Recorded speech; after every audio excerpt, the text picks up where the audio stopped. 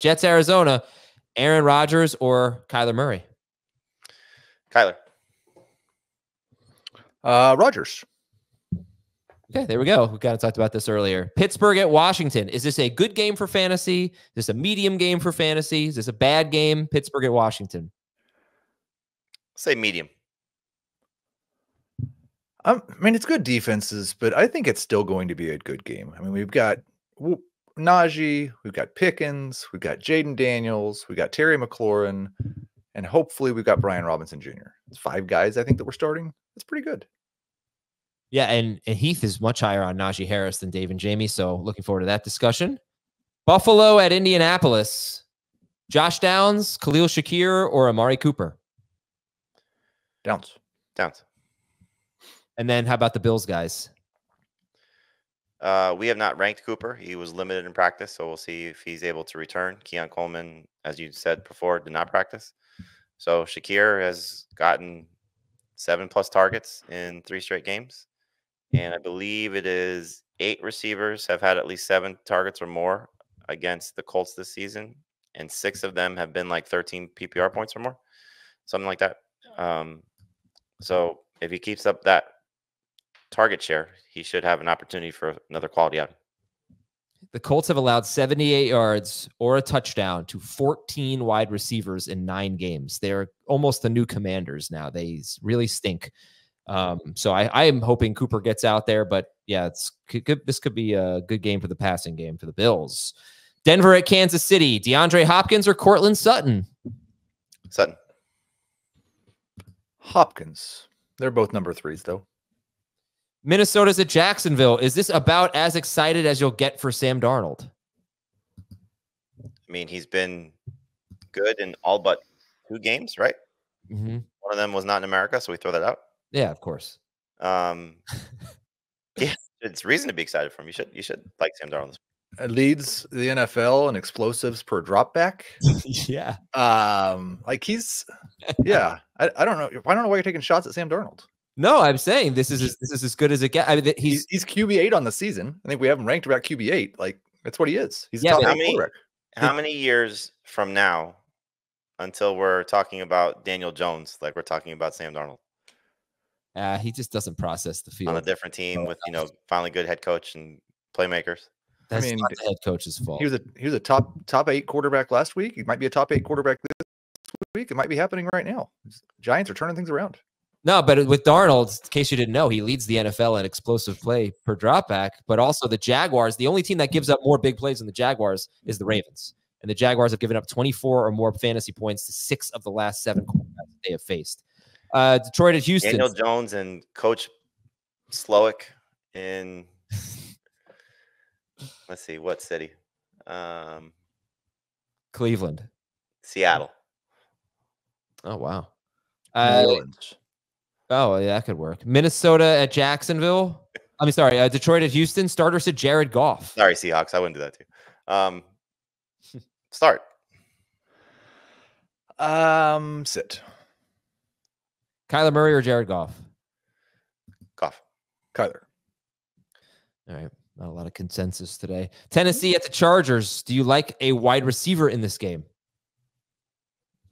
Like, yes. Love, no. Must start, no. I think I have 3 of them all ranked between like wide receiver 20 and wide receiver 30. So in a 3 wide receiver league, I'm probably starting Ridley and McConkey and Quentin Johnston. But as of right now, I'm kind of ranking as if L'Jarius Sneed's not going to play because he didn't practice. And we're still ranking as if Mason Rudolph's going to start.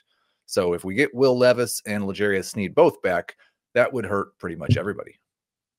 Okay, so if you want my Calvin Ridley stat, he has a 21.1 yard ADOT with Will Levis and a 12-yard ADOT with Mason Rudolph. That's a huge stat. That's a very big deal to me. To anyone, you can't be good with a 21-yard ADOT.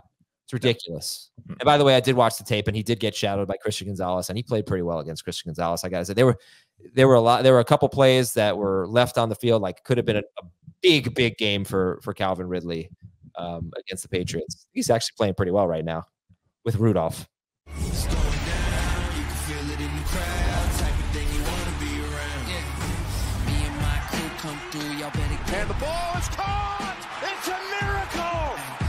is how we do where I come from. Yeah, it's going down. You can feel it in the crowd. Type of thing you wanna be around. Tripping up in the air to the 30 with some nifty moves. Speakers got a little too loud. You know the sound, got enough to go around. We about to get it, no doubt. And we welcome you back. Jackie Mossman, my apologies to you. Team Cat Squad in the Chris Towers division. First place there. That's the only league that I actually don't have commissioner access to.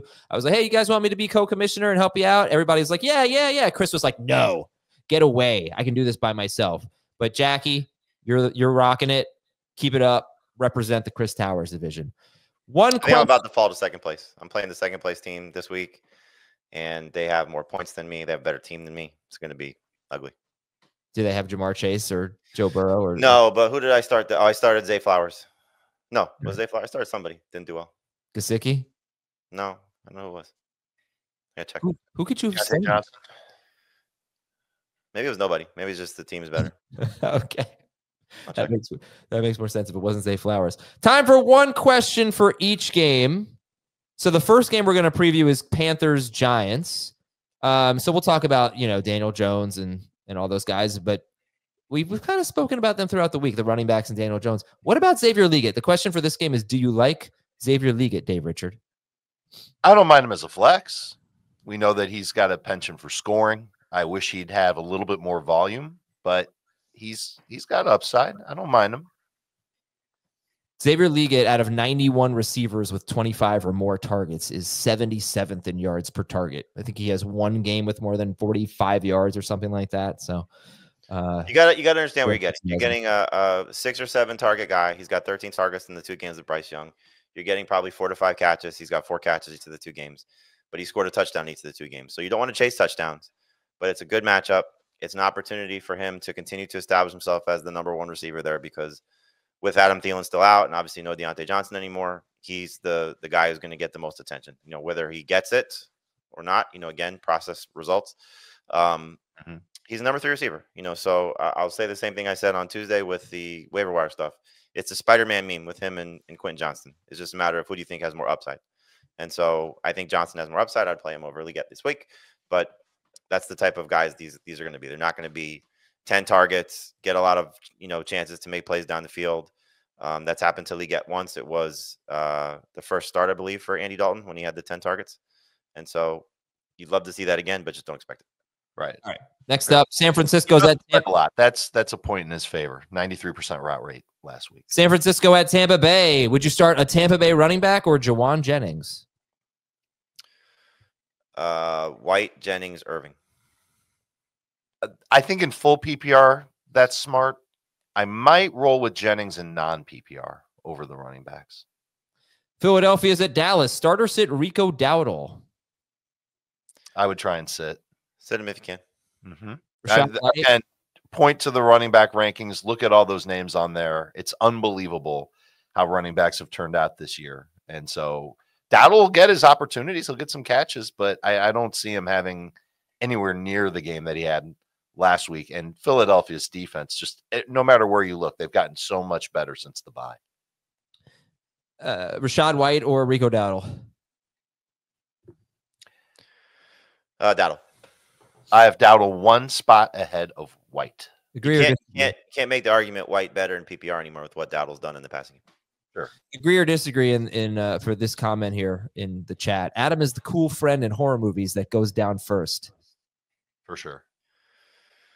You've seen a lot of horror movies though, so you could be like, what was the guy in Scream? Randy. Yeah, Randy. Yeah, you don't know the rules. Yeah, there's your good impression. You could be him. He died in what, the second one or the third one? Everyone's a suspect. I think he died in the third one. I think so. But yeah, so I agree with this comment. Right? What's that? He died in the news van. I don't remember. The news van? Yeah, he was walking by the news van. The ghost grabbed him and killed him in the van. Yeah, I don't remember. I really only remember the first one and the most recent one. I would be the non-cool friend who dies first in the horror movie, not the cool friend. Okay, next up, Miami at the Rams. Non-cool friend. People don't have friends who aren't cool. Oh, yes, they do. they get forced upon it by their parents. Like, you got to be friends with Adam. All right, Miami at the Rams. Start or sit Jalen Waddle. At some point, there's going to be a squeaky wheel game, right? You really haven't heard anything, but man, he's long overdue. I would say sit him, start him in 3 receiver leagues, but it's just so tough right now that he's not getting opportunities. And last week's game was so fluky with the touchdown saved you when he has negative receiving yards. So it's just tough. As long as Tua is continuing to lean on HN in the passing game, it's just not great for. What was his final point total last week? I think it was 4 in PPR. Yeah, it was 2 catches, a touchdown, and negative yards. I think it was more like 6. But it's for me, it's a confidence issue. I just have no confidence in Waddles anymore. Oh no, it was 7.6. Okay, must have had still off. Okay, so Jalen Waddle or Jawan Jennings? Jennings. I have more confidence in Jennings. Next game, Atlanta at New Orleans. Kyle Pitts or Taysom Hill? Taysom for me. I've got Pitts a couple spots ahead of Taysom Hill. I assume in half PPR or non-PPR, you'd go Taysom, Dave? Maybe. Listen, what the floor is bad for both of them, but if Taysom Hill doesn't score, I don't think you can expect more than like 50 yards. We've seen a couple of games this year from Kyle Pitts where he gets north of 50 yards without scoring. Yeah. I think Atlanta's passing game will do whatever they want here.